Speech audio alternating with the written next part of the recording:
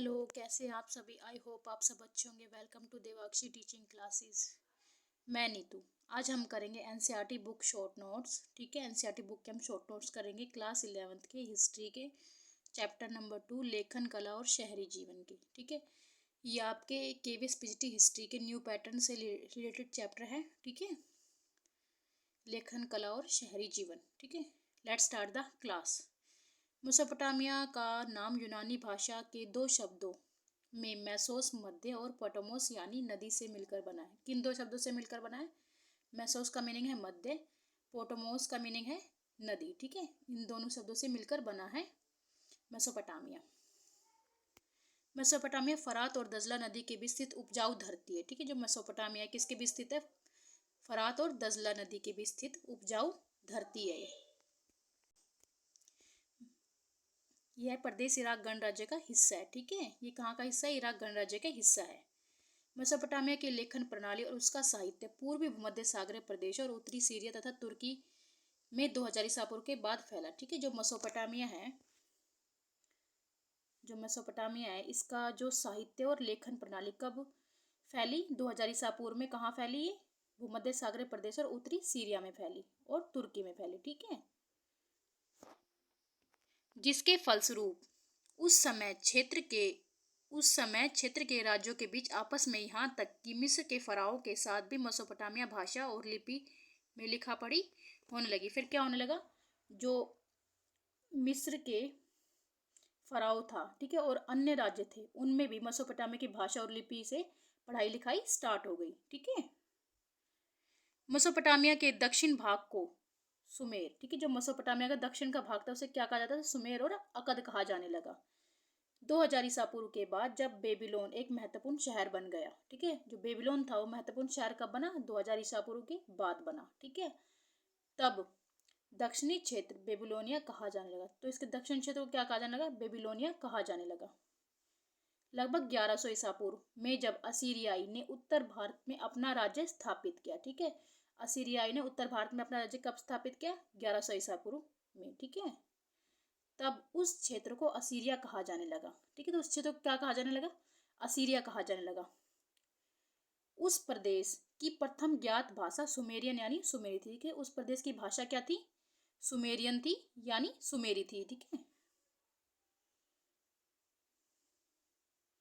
धीरे धीरे 2400 ईसा पूर्व के आसपास जब अक्दी भाषी लोग यहाँ आ गए। ठीक है, अक्दी भाषी लोग कब आए? 2400 ईसा पूर्व में आए। ठीक है, तब तक अक्दी सुमेरी भाषा का स्थान ले चुकी थी। ठीक है, जो अक्दी थी उसने किसका स्थान ले लिया? सुमेरी भाषा का स्थान ले लिया। ठीक है, ये आपका 2018 में आया हुआ आपका क्वेश्चन है, ये केवीएस पीजीटी हिस्ट्री में। ओके, अक्दी भाषा सिकंदर के समय 336 से 323 ईसा पूर्व कुछ क्षेत्रीय परिवर्तनों के साथ फलती फूलती रही। ठीक है, जो अक्दी भाषा थी वो सिकंदर का समय कब था? 336 से 323 ईसा पूर्व। ठीक है, उस समय ये भाषा क्या थी? मतलब फलती फूलती रही और इसका अधिक से अधिक विकास होता रहा। 14 ईसा पूर्व से धीरे धीरे अरमाइक भाषा का भी प्रवेश शुरू हो गया। जो अरमाइक भाषा थी उसका भी धीरे धीरे थोड़ा थोड़ा विकास होने लगा। ठीक है, कब? 1400 ईसा पूर्व में। ठीक है, यह भाषा हिब्रू से मिलती जुलती। किससे मिलती जुलती है? अरमाइक भाषा हिब्रू से मिलती जुलती है। 1000 ईसा पूर्व के बाद व्यापक रूप से बोली जाने लगी। ठीक है, और 1000 ईसा पूर्व के बाद क्या हुआ? जो ये भाषा थी, कौन सी? अरमाइक भाषा, ये बोली जाने लगी। आज इराक के कुछ भागों में बोली जाती है। ठीक है, इराक के कुछ भाग है जिनमें ये बोली जाती है। मेसोपोटामिया में पुरातात्विक खोजों की शुरुआत हुई 1840 के दशक में। ठीक है, जो मेसोपोटामिया थी वहाँ पुरातात्विक खोजों की शुरुआत कब हुई? 840 के दशक में। ठीक है, 1840 के दशक में हुई।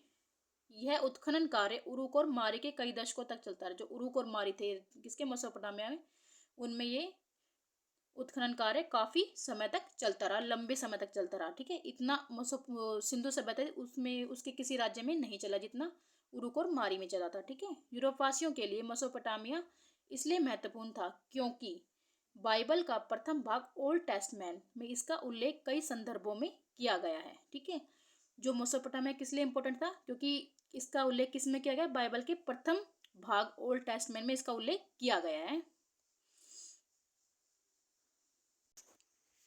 ओल्ड टेस्टमेंट की बुक ऑफ जीनेसिस में शिमार का उल्लेख है। ठीक है, जो ओल्ड टेस्टमेंट की बुक है, कौन सी, जीनिस, बुक ऑफ जीनेसिस, उसमें किसका उल्लेख है, शिमार का उल्लेख है। ठीक है, शिमार का उल्लेख है, जिसका तात्पर्य सुमेर ईंटों से बने शहरों की भूमि से है। ठीक है, तो उसमें क्या कहा गया है, जो सुमेर है वो ईंटों से बनी शहरों की भूमि है, ये कहा गया है। यूरोप के यात्री और विजन मेसोपोटामिया को एक तरह से अपने पूर्वजों की भूमि मानते थे। जो कहाँ के, जो विश्व वो थे, मेसोपोटामिया के वो थे पूर्वजन, विजन सॉरी, और यूरोप के यात्री वो मेसोपोटामिया के पूर्वजों की, मतलब अपने जो उनके पूर्वज थे उसकी भूमि मानते थे मेसोपोटामिया को। ओके,